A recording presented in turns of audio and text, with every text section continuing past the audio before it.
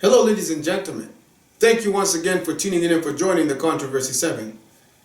By the title of this video, you know exactly what this means. Yes, we're talking about heliocentrism or heliocentrism for some of you who likes to put heavy emphasis on your isms. This is pretty interesting. I want to share with you guys. I've actually mentioned this before. I've spoken to many people about it, but I never really took the time to put it out in a video, but here I am doing it for you guys. Did you know that the father of heliocentrism, Copernicus, the father of heliocentrism, Freemasons have opened a lodge and have dedicated this lodge, this Masonic lodge, to Copernicus. Now, if anybody knows anything about Freemasons, you know that is a secret order. It is a secret cult that is strictly, it's a sun worship cult. Freemasons have infiltrated the education system.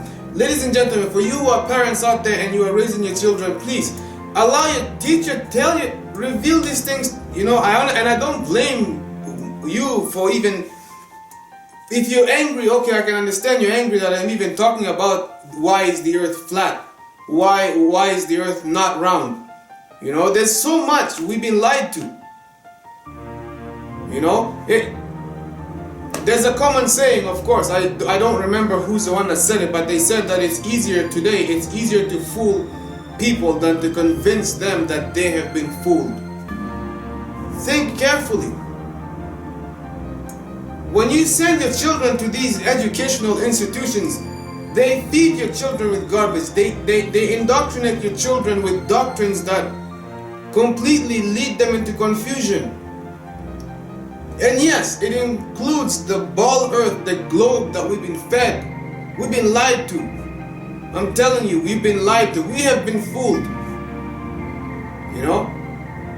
But let's look at this Masonic lodge. It's dedicated to Nicholas Copernicus, and you guys can be able to look at this for yourselves. Google it for yourselves. It's the Copernicus Lodge, or the Lodge Copernicus. Freemasons have dedicated this to the father of heliocentrism, who is also a sun worshipper. Like, you are seeing this for yourselves. In fact, you can go and Google these things, my friends. You know? This is Lodge Copernicus number 246. You can go through even these websites. Many websites are even going through these things. You have to ask the question, why are they dedicating this Masonic lodge to the father of heliocentrism? Ask that question. How am I going to get you to think about this? Ask that question.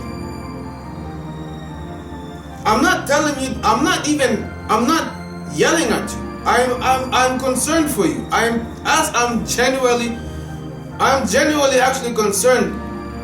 I've said it before, and trust me, my friends, I mean it when I say these words. I actually care about my audience. I care about you that's watching this video. I care that your children know the real truth. I care that you teach your children the right way. I'm here, I'm talking about things that's going to get me hated by many people. I'm talking about things that other people are afraid to talk about. I'm talking to you about things that can get me to be called a lunatic, because it goes against what popularly has been taught. I've already put myself on the line. I'm already deemed to be stupid. But I'm willing to take those shots just for one person out there to ask that question. Why is it that the heliocentric model of the earth, why is it that NASA, why is it that the so-called astronauts who landed on the moon, why do they seem to be tied with Freemasonry? Why? Can you please ask that question? And it's not like I'm making it up. Neil Armstrong is a Freemason. He was asked to put his hand on the Bible and swear that they landed on the moon. And what did the man do? He said that's not necessary. He basically kept backing off. He did not want to touch the Bible. You have to ask the question, why? Why is it that we seem to know more about space and things that are not here on earth? We know more about those things than we do know about our own earth. We can measure masses of stars and how big they are. We know everything about them. Every inch of those heavenly bodies.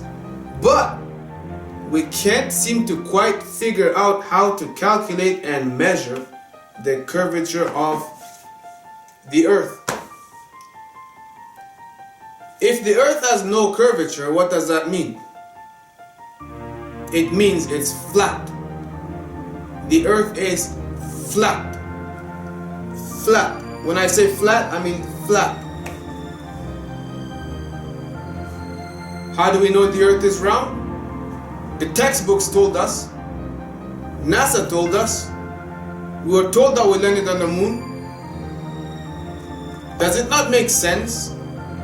The father of heliocentrism is being honored because he brought the glory back to the sun. Remember, the Bible said that the sun and the moon and the stars were created on the fourth day. God created the sun and the moon and the stars on the fourth day of creation. Before the sun and the moon and the stars were created, guess what? The earth brought forth grass, the earth brought forth trees, and the earth brought forth herbs and everything. The earth brought everything before the sun and the moon and the stars.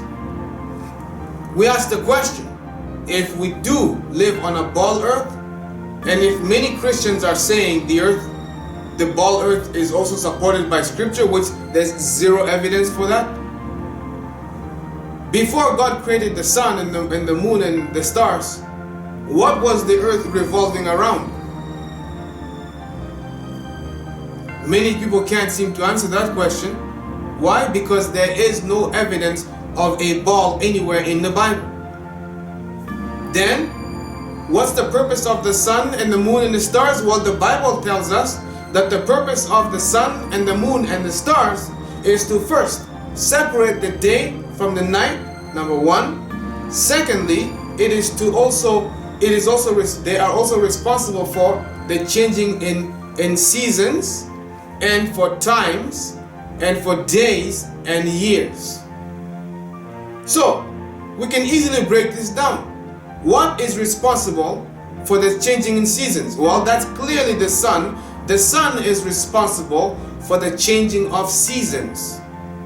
The moon and the stars, they are to illuminate the night, and also they are the ones which we use for our calendars and for our days.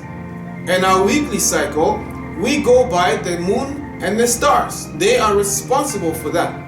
In other words, these heavenly bodies which I have just illustrated to you, their purpose is to serve the earth. Maybe you missed what I said, but I just said the purpose of the sun and the moon and the stars are to serve the earth. Which makes me think, if their purpose is to serve the earth, does that mean that they are greater than the earth? No. The servant is not greater than his Lord. The servant is not greater than his master. Think about it. These objects that God created and placed on the fourth day of creation week, they are no greater than the earth. They are simply here to serve the earth. Ladies and gentlemen, thank you for tuning in and for joining me. This is the Controversy 7. Feel free to share this information because you never know who you will reach. I did my part. It's up for you to do your part now. I'm just challenging you to think. I want you to make wise decisions. Think about these things. Thank you once again. You take care of yourselves, be safe, and I will see you guys next time.